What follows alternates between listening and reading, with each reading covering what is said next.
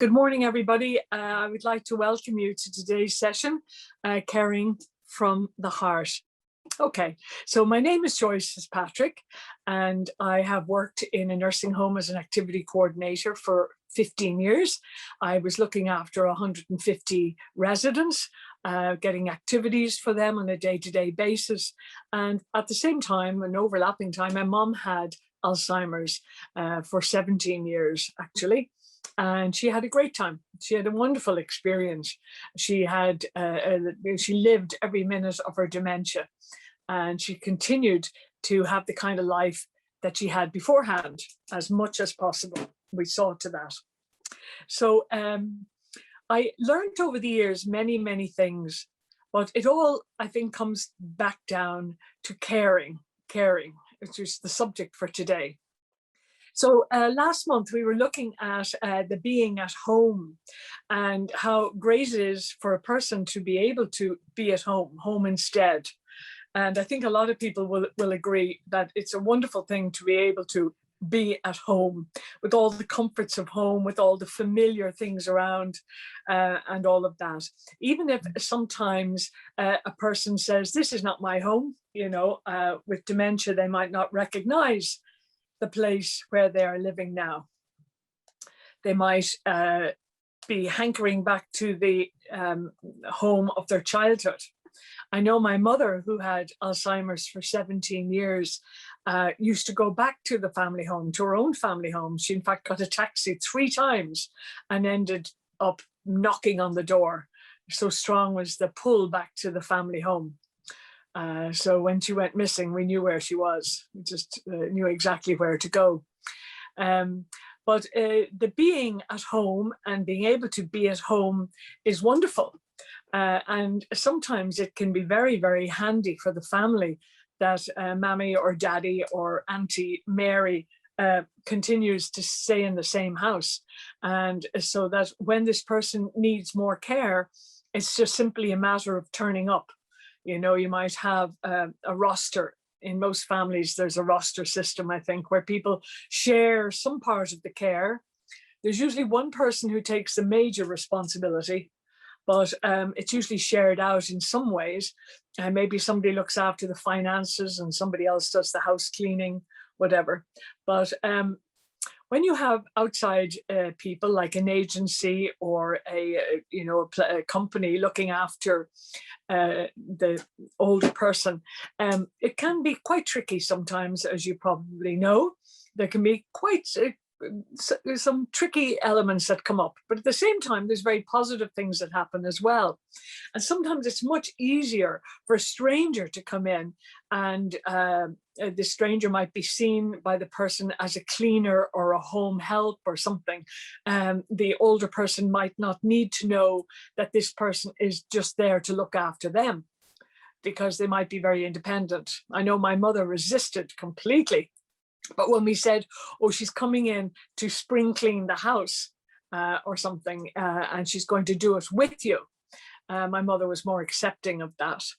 So sometimes the family and the older person have to adjust to the carer who's coming in, and we have to consider that. They have to adjust. It's not just, oh, somebody arrives in and hunky-dory, it's all going to work out. There's an adjustment needed. And that's part of what we're talking about today. I remember my shock when my mother was told that she had Alzheimer's disease.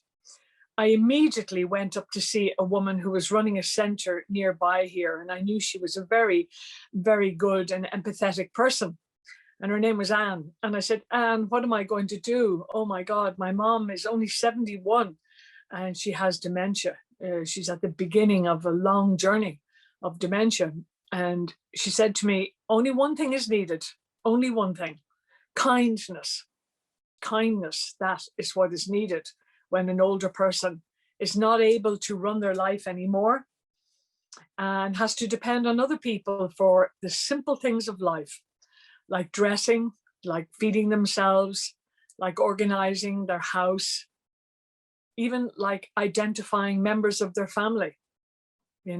I remember with my mom, we would see somebody coming and we would say, this is your son, Keith. you know, your favorite son. This is him. He's here to see you. He's going to be delighted that you have your hair done, you know. He's going to be delighted to see you. And so we also would wear name badges when we would visit my mom with our name proudly on us so that she wouldn't be stuck for their name. That's a great idea, by the way. If you're caring for somebody, make sure your name is really obvious. Maybe you have a choker to hang around your neck or a sticky label. But if you do that, the person is not going to be frightened. They're going to say, oh, this is Margaret. This is Olive, or whoever you are is coming to visit. Okay. So today's subject is caring for the heart, from the heart. And of course, any caring needs to start with ourselves. You know, as they say, you have to love your neighbor as yourself. So what is it to care for yourself? What is care? What is care? It's very interesting. I think that care is some kind of protecting, encompassing warmth. Care. It's about a lot of things, isn't it? It's about vigilance, paying attention to what is needed and responding to what is needed. I think that's really at the very heart of care. If somebody loves something, be it a dog or their garden or whatever it is, they care for that. If somebody loves a child, you see the amount of love they pour on that child, and they're involved in everything about that child. That's caring, that's loving.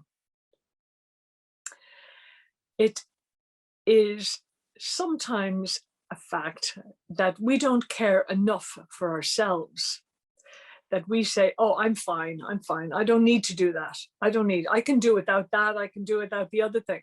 And during this time of pandemic, a lot of people were doing without things that they need, things that they really depended on, you know, social contact, or getting their teeth cleaned, or their hair cut, or whatever it was, going shopping. A lot of people had to do without. And that meant that the self-care was sometimes a challenge during the last year. And a lot of people let things go. You know, they didn't bother. Many people put on a lot of weight because they were eating inappropriately to provide comfort, because it's within us to need comfort. We all need comfort. And so some people took to the bottle, other people took to the food, but whatever it was, care is at it's most essential thing that we need, requirement in life, you know, to feel safe, to feel loved, to feel cared for. So caring for a person is easier if you care for yourself. Before you go out to work in the morning, if you have that little bit of time to spend on yourself, little bit, even an extra 5 or 10 minutes that you normally wouldn't, you will be a much better carer. You will be a much better person. We all need to slow down and care more, pay attention more. And the amazing thing is, I think that when we do that, when we stop and we pay attention, we're surprised at the amount of things that happen that are good. Good things happen. You know, sometimes you wake up in the morning and you say, my God, I've just had a lovely dream. I'm going to take a little time and think about the dream. Or this morning, I'm going to put the conditioner on my hair. Or do you know what? I'm going to make time to be by the river today. I'm going to walk down by that river. Or I'm going to, I'm going to treat myself today to the photographs. I'm going to go through a few photographs. Whatever it is for you, and it's different for everybody, that's called caring for yourself. And if you care for yourself and you go out to work loved up, you know, you're going to be a much better carer, because you're going to be at ease in yourself. You're going to be relaxed. You're going to be attentive to the other person's needs. And that's really important when you have people with dementia. Very, very important that you're able to read the signs of distress, or the signs of uncertainty or fear or nervousness, that you can read the signs in another person. And the only way that's going to happen, as I say, is if you yourself are whole or full. You've got to be full in order to give to other people. So that's really, really important, that you look after yourself. Getting enough sleep, eating the right things, maybe bringing a little packed lunch for yourself so that when you're at work or you're on the way to work, you can stop off for 5 or 10 minutes. Maybe even the change of a t-shirt or a sweater or a pair of shoes or something. You know, care for yourself. Really, really, really important. So if you've had a lovely weekend, a caring time, a lovely time, and you've done what you want to do with the people you love in your life, when you come in to visit that man or woman in their home, you're going to be such a rich resource. You're going to have smiles, you're going to have jokes, you're going to have things that you can touch and feel, things that you've maybe seen. Maybe you've been in a charity shop and you've picked up something and you think it's really going to appeal to Eileen on Monday. You might bring that, maybe €1 you could spend on something like that in a charity shop, and you bring it in and it just transforms the person. Or you say, do you know what? Dick used to be a man who worked with woodwork. I'm going to bring him this, and we're going to have a lot of chat about what it was like when he was working. And I'm going to tell him the funny story about what happened in my house when my husband started to, you know, whatever, you know, things that we bring in show that we've been thinking about the person. There's a little world, and you can say, look, this is where I come from, and this is where you live on the other side of the world. And then you can talk about holidays, and you can talk about the world, the amazing world that has so much water, much more water than land. Amazing. You can talk about so many things. But if you bring in an object that you're saying to the person, I thought of you when I saw this, they're going to love it.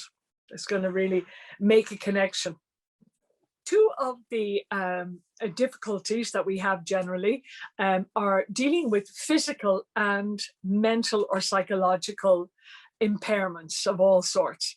Now, the physical one is more easy for us to understand because most of us have had a twisted ankle or a hurt leg or a sore tooth or whatever it is.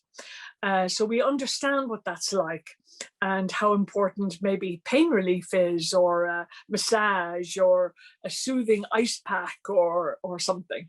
We understand the physical manifestations of pain and need. We understand hunger. We understand if you touch the cooker and you burn your fingers, what that feels like. And sometimes we don't really understand what's going on mentally for people and psychologically for people. So that's what I want to look at today. I want to talk about that, and it's called orientation, reality orientation. Okay, so I go to visit my mother, for example. I arrive in the door and my mother said, oh, I can't see you today. I'm rushing. I'm in a terrible rush. Oh my God, I've got so much happening in my life. And I know that she has nothing on the timetable for today. And I'm not going to say that to her because I don't want to agitate her, you know. So she says, I can't see you. I'm so busy. Oh my God.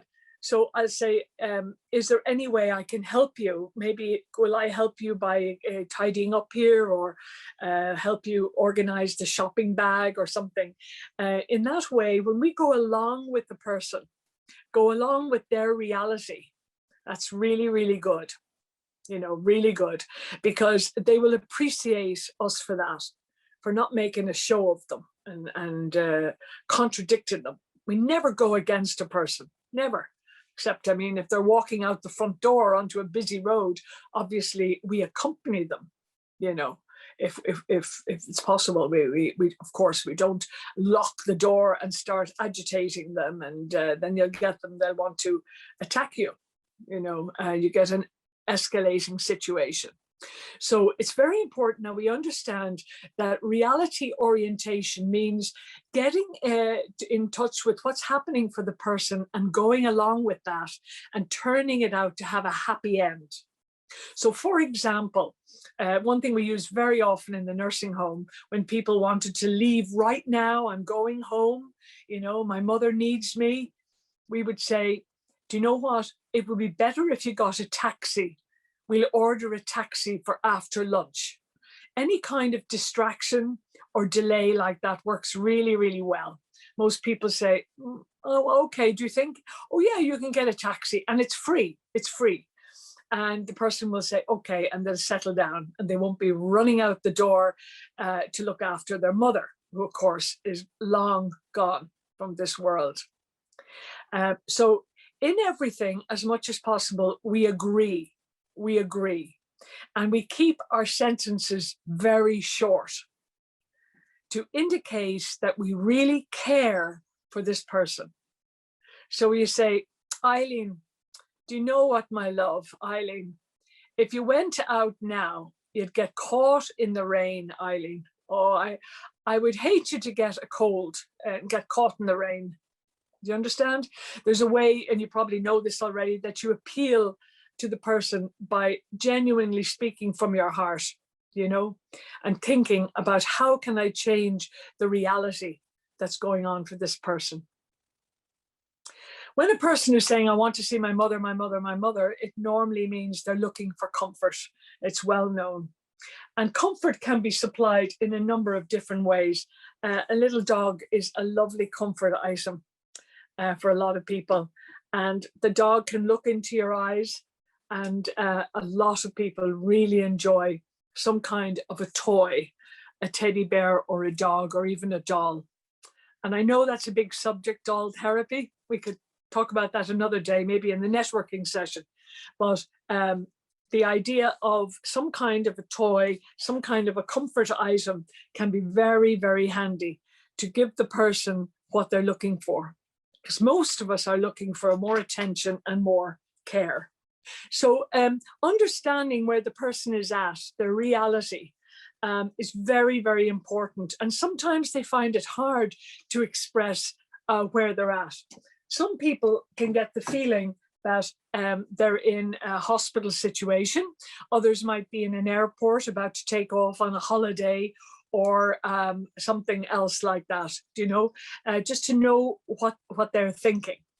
And then they're trying to work out, who is this stranger who's just arrived in my home? Or in fact, if you're a family member, it can be quite awkward, because I know my mother used to mix up the different girls in the family. So again, very important that we had our name. Sometimes it was quite funny. She would be giving out to you about you. You know, she'd say, that Joyce was here yesterday. Oh, she's always rushing about. So the diary is really important. If your resident, your person that you're looking after doesn't have a diary, I would strongly suggest a diary of some kind on the table, or even some kind of notes on the wall that indicate what day it is, what month it is, what season it is, what time it is, and what's happening. You know, I've got a little niece with special needs, and she's always saying, okay, and what is happening today? And you say, we're having lunch. Oh, and after lunch, what are we doing? It's similar for a person with cognitive impairment, particularly at the beginning stage of a dementia. Person might be quite agitated, and they want to know, what are we doing at 2 o'clock? And then after that, and after that, because they're trying to make sense of their day and their life. And they're going to be very dependent on you for that. It's lovely if you have a big diary on the table and you can say, oh, Mary, look, your son was here last night. Oh, no, he wasn't. I haven't seen him for months. Oh, right. Well, it says here that Mark was here last night at 8 o'clock. Oh, look at the flowers.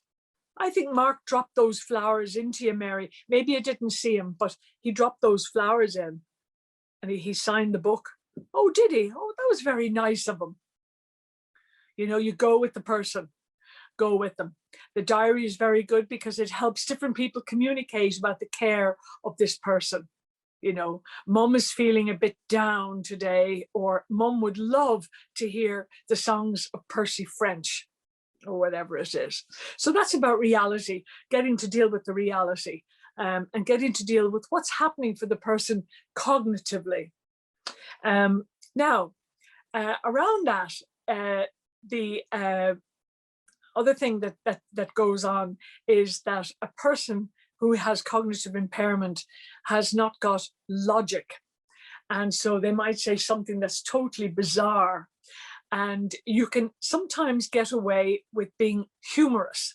And I think humor is one of the best ways that you can deal with some situations. Humor, laughter, not laughing at the person, no, and not making them foolish, but laughing with them, laughing with them. And there's some really funny things, on the internet now, on the television or on your little phone, and there's funny pictures. People with cognitive impairment very often find strange pictures of funny faces. They really enjoy that. A little book of jokes, very handy to have in your bag. You've got to have your bag always with you. And these kind of very simple jokes, or children's jokes, like knock, knock, who's there? These are great for people. They can be terrific to pull out in the middle of a difficult thing that's happening. Humor is wonderful. So there's jokes. Did you hear about the boy who said to his father, I want to be a bus driver? Oh, and the father said, a bus driver? Okay, I won't stand in your way. So any joke that you tell somebody who's got memory loss has got to just have 2 lines in it. The punchline has to be very, very clear. Another funny thing, a really funny thing with older people is to put on a funny hat or a headscarf. An old headscarf from the olden days, that you fold over your head, you tie under your chin, and you say, hello, how are you doing, Mary? And you put on maybe an accent or something. Could be any kind of an accent. And it's just a little joke, or you do something funny, you do a funny thing, or I don't know, I find distraction is excellent, particularly if it's funny. Jokes are one of the really great ways to lift a person out and get them laughing at themselves as well as laughing at the situation. Terrific. Another thing that works very well, of course, is song. It's one of the best ones. And I had many songs that I was able to just start singing that dispersed the agitation. Really, really worked really well, I must say. For example, The Mountains of Morn. Oh Mary, this London's a wonderful sight, and the people are working both day and by night. The Mountains of Morn, fantastic. But in order to find out what songs, you look through the person's record collection or their tapes or whatever it is, and you play their songs. And no doubt you'll be able to reach them that way. And you'll be able to lift the mood if a person is having difficulty, whatever like that. That's really, really important. Singing and music, and also any other things that are auditory, are very, very good for people with cognitive impairment. So bird song.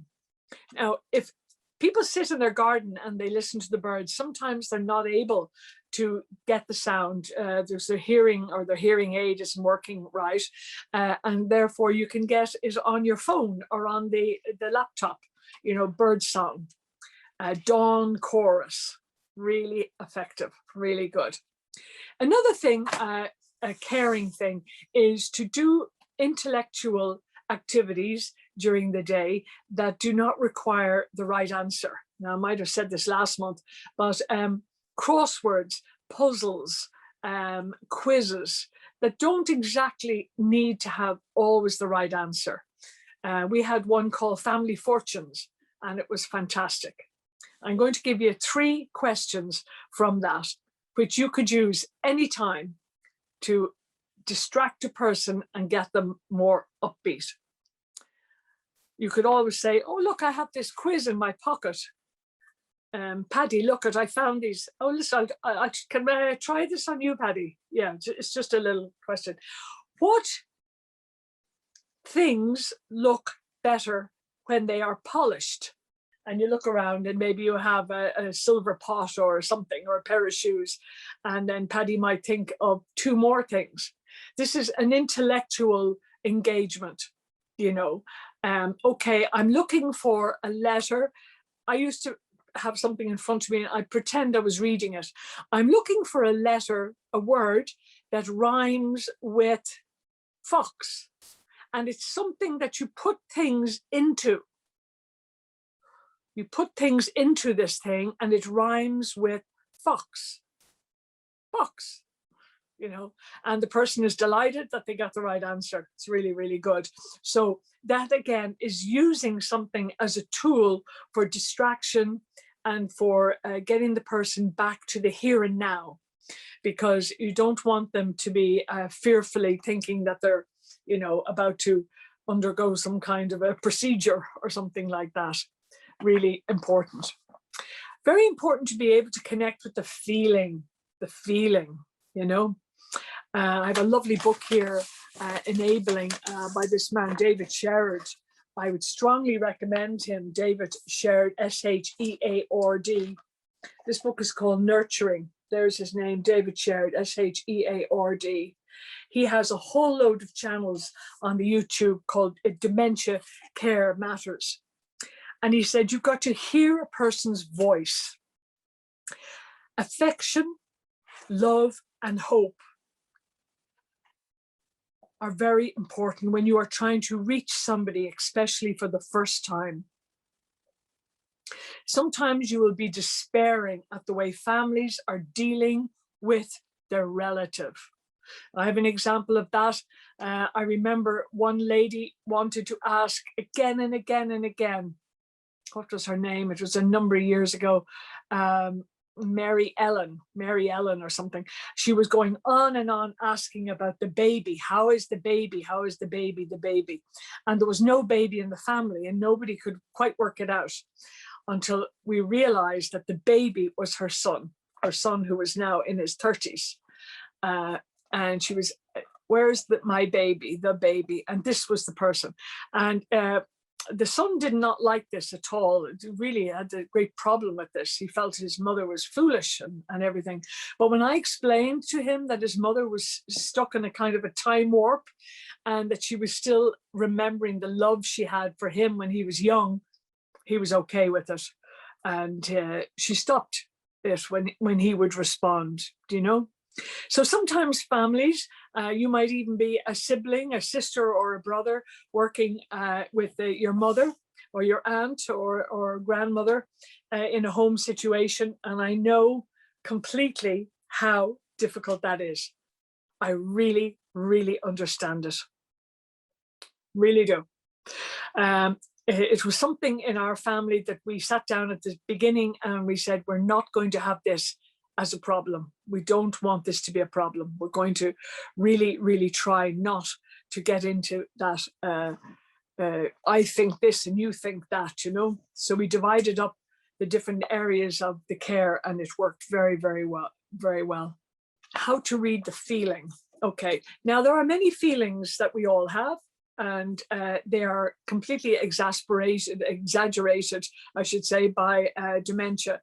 So if you take loneliness for one, if you've ever felt lonely, it's quite a harrowing feeling. Nobody cares about me and nobody rings me up, nobody comes to see me. It's a pretty awful feeling, you know, you feel awful. Because we are so used to connecting with people. And that's been one of the hardest things with the pandemic, is that we are not able to see our friends and family like we were before this. So loneliness is something that is cured by another person understanding it and talking to us about it and helping us. That really, really works very well. Loneliness. What about anxiety? Anxiety is a bad one. Anxiety is like a flow of negative emotions, worrying and anxiety, and somebody's ruminating over the same thing again and again. Well, they have proven that the very best thing for rumination is the outdoors. The very best, number one thing. I suppose the reason for that is when we're outdoors, the leaves are moving on the trees, the birds are coming, the sounds, There's the wind, there's the air, there's uneven surfaces to walk on, and we are continuously being stimulated by the environment, completely different to sitting in your chair. So any way that a person can be outdoors is a great way to overcome anxiety. And if they can't, absolutely can't get outdoors, they should be by an open window, nicely wrapped up in a coat and a hat and gloves if necessary, at an open door or an open window, so that they can see the clothes blowing on the line, or the dogs barking in the next, hear the dogs barking in the next garden. Very important to overcome anxiety. That's loneliness and anxiety. Another one is frustration. How do we know when somebody's frustrated and they might not have any language? Well, I'll tell you, they grit their teeth like that. They might clench their fists. They might run if they are mobile. They might run up and down, frustrated. They are pent up, and it needs to be soothed out of them. Frustration.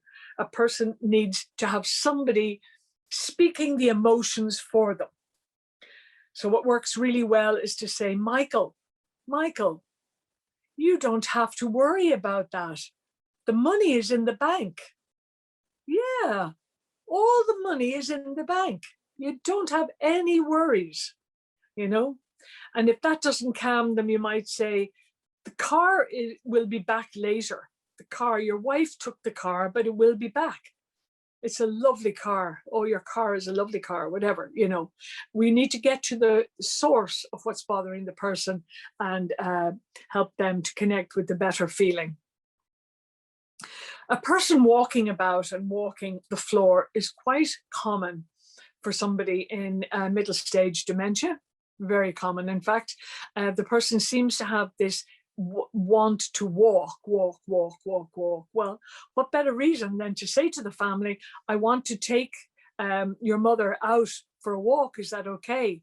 Now, there's all sorts of things you have to do, of course. You have to be sure that the person has the right footwear, that the person has the right glasses on when they're outdoors, so that they can see the difference between the path and the road, and they're not going to trip.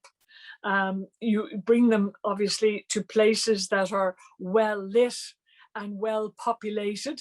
But if you can get to a little park or a little, stream by a river, that's very nice too. But somewhere where you are in contact with other people in case you have a difficulty. My mother always had a bracelet on her hand. Her wrist was very important. All of her details were in that bracelet. And it's very interesting that sometimes in hospital, people get little identification badges where they have their name and their blood group and whatever, maybe their medical history, if they're maybe a diabetic or whatever, and it's all on the wrist. And they're actually impossible to get off, these things, unless you had a scissors. But they're pretty difficult to get off. And a person doesn't seem to mind them. I was always amazed by that. They would go around with this thing on their wrist, or indeed the ones you buy in the chemist, and they're a terrific idea. So you might suggest that to the family, or you might be minding your own mother or father. It's fantastic to have the person's identity on them at all times, in case they do a runner, they do get away, they get out that front door and they're someplace else. I know nowadays there's all sorts of communication, there's little devices, aren't there, that you can stick onto the person's handbag or their coat, which you can then look at through your internet. I know there's all sorts of alarms and doors and all sorts of things that people are using now as a way to give the person some more freedom and yet to be still minding them. Now, one of the most important things in caring from the heart is having something to do with that person. So even if you're coming in only once in a blue moon to look after this person, Betty, you might say, Betty, do you know something? The last day I was here, we did this lovely drawing, Betty. Wouldn't it be lovely to do another one? Would you like to do another one like that? Because you did a lovely job on this one. They might say yes. And then that would be something that you would always do, would be drawing or folding or ironing or whatever it is, some kind of craft that the person would enjoy, making a St. Bridget's cross or doing a bit of ironing. You can always turn the iron down to a cooler setting. And in fact, put a little bit of sellotape so they can't turn it up, a little bit of sellotape or tape over it. Very handy that. It's lovely to do grooming, help the person to groom themselves. Say, let's have a kind of a sauna or a beauty therapy day. They might really enjoy that. Might enjoy going through their jewelry if it's a woman and sorting out things, or their photographs, but always to have an activity so that the person feels there's a reason for getting up in the morning. It adds meaning and it adds purpose. And that's really, really very important in caring for a person. Okay, now I'm going to show you a couple of photographs on this shared screen, and then I'll come back to more of that in a minute. I'm going to share the screen here. Home instead garden. Okay, so this is just the idea that for a man, you might have some kind of or a woman or a gardener, you might have some kind of a thing that you could dolly up, like a bookshelf or some kind of a thing in the garden that you could paint, and you could put a plant here and maybe a rope there and a jar there, something that they can sort of play with, if you like, so that when you are going to sow a few seeds or do a little bit of gardening or repairing the rosary beads or whatever, everything is to hand. It's a great idea, that kind of a little collection of things. Things that relate to the person, of course, that you have these things together. Obviously, all sorts of nature crafts are really, really a good activity, and this can be done 12 months of the year. You bring in a few leaves and you say, "Oh, Johnny, look at these, aren't they amazing? And which color do you like?" And all of this sort of thing, that you share something of beauty with the other person. Maybe you could have a tea party and you could share lovely colored biscuits. Or if you're doing a bit of knitting, maybe there's a baby due, you could show them the knitting that you're doing. But the idea is to put something on the table that it gets a person to have conversation and chatting. And of course, you can make something very easily from a little bit of wool or something wrapped around a hanger, for example, in that case. This is Judy Garland.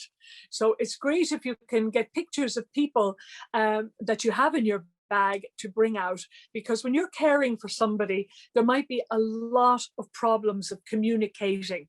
There might be a language difference. Maybe your accent is different to the person you're looking after, or maybe the person is really in bad humor.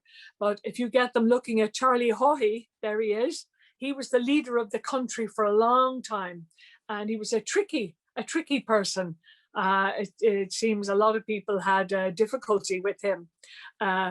This man, of course, John F. Kennedy, or this lovely fellow, Gay Byrne. Now, this man ran the Late Late Show for many years in Ireland, and a lot of people love him. So all of these photographs are available on the internet. All you have to say is famous people of the 70s and 80s in Ireland, or dance halls of the 50s or whatever, that kind of thing. Then you get some nice pictures, and they invoke conversation. So that's very good. So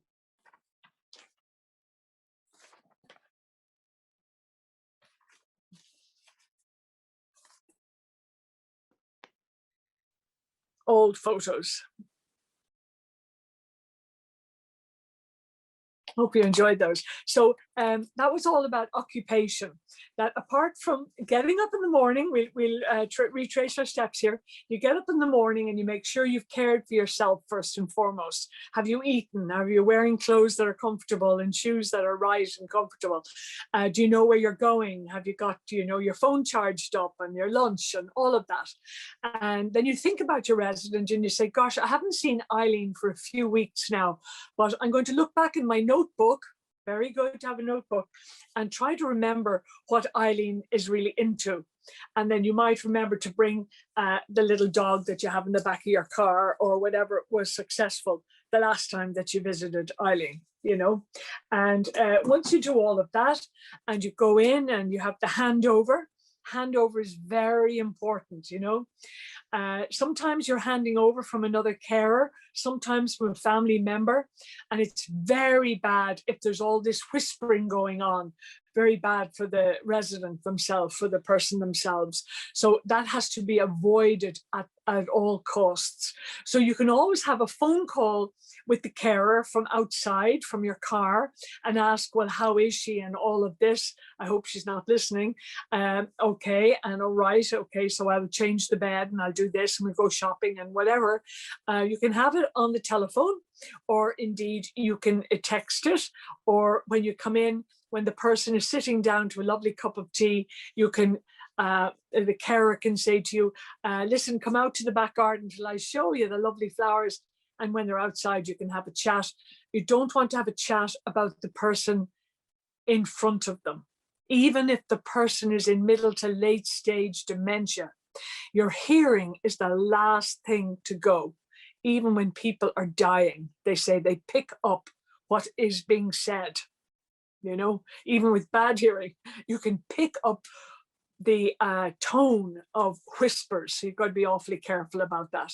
So you come in, you connect with your resident in hopefully a bright and cheerful way, being very present to them, paying great attention to them. You know, that's eye contact, looking really into their eyes and smiling and caring, and at the same time backing off if they don't want that. You back off, like with a young child. Sometimes a young child doesn't want you to pick them up or anything, so you back off, and you say, look, Eileen, I know you're not a morning person, so I'm going to keep quiet, you know, whatever. And then, as I said, you read your audience, your person, and you try to see, well, what will go down well today? You might have a look at the diary to see what's been happening. You might be aware that the weather is going to be lovely in the afternoon. And so you can be looking forward to that. A lot of people with dementia don't look forward, unfortunately. Terrible, because it's one of the pleasures of life to be looking forward, and then they don't have a memory of many of things in the past, so they're very stuck in the present moment. That's why a little sweet in front of them, or a packet of crisps, or a bottle of 7-Up, or whatever it is, it's really good to have that, you know, something that is in the present moment, something that's a pleasure. Then we were talking about activities. The activities can be humor. They can be a quiz. They can be an activity like cleaning the house or making buns or whatever it is. It can be things to stimulate the mind, things to stimulate the social end of their selves, like singing or a poem or being read to. It's lovely when somebody reads out to you. It's wonderful. And so that's what we're talking about, occupation. But I want to just mention that the caring from the heart involves, if you're going to be really good care, you're going to have to be terribly patient, really patient. You're going to have to take the blame for things very often. Even if you're a sister minding mammy, you know, your other sister might say, I don't agree with the way you did that. I don't think mammy should go to the park. And, you know, there's often disagreement among family about how a person is looked after. You have to be very observant if you're a carer, very observant. You've got to notice the little nuances. Maybe the person needs to spend a penny. That means go to the toilet, by the way. I had a lovely incident where an old lady said to this woman who had just arrived in Ireland about a week, she said, I want to spend a penny. And the woman says, today we are not shopping. No, I want to spend a penny, but we are not shopping. Now, just want to say that the positive environment is the greatest thing for somebody with Alzheimer's. Positive environment. Now, a positive environment is an environment that is devoid of distractions. So if they're cutting a tree down or building the house next door, you don't want to listen to that. You want to listen to something else. If the house is drab, maybe you want to bring in color. even a few scarves that you have at home or jewelry or whatever it is. A positive environment is really good, particularly for different types of dementia, particularly Alzheimer's, in fact. And as I said earlier, the best thing to overcome anxiety is, of course, the outdoors, because it's so distracting.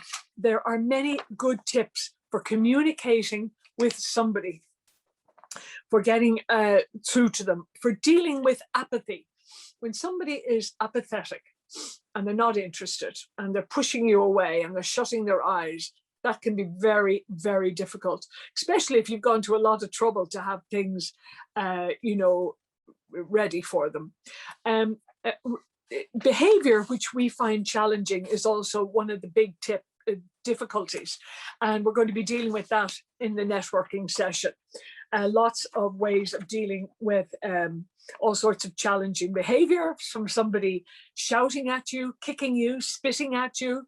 All sorts of things can happen on a bad day, as you know. Disruptive patterns. You have to keep in mind that you cannot change the person's behavior, but you can change your own behavior. You might be doing something that annoys the person. I had a lovely example. I said it a few weeks ago at some other talk, that I got this woman into the nursing home to entertain, and everybody hated her. And I thought she was actually terrific. She had hats and she had different colors and different songs, but she wasn't doing any eye contact, I discovered when I came in and watched her in action. I had to come in. I said, why do they dislike her so much? And they did not see her as an honest, authentic person because of the lack of presence. You understand that. We're going to look at how to deal with delusions, hallucinations, sleeplessness, the sundowning effect. In the evening, that's the most difficult time. Sundowning, when everybody is talking about going home and they can't wait to get home, very difficult. And we're going to talk about wandering and all sorts of swallowing difficulty. We're going to talk about validation theory all next time. These are the challenges. So I look forward to seeing you maybe at the networking session, and certainly at the next session. All right, Kim.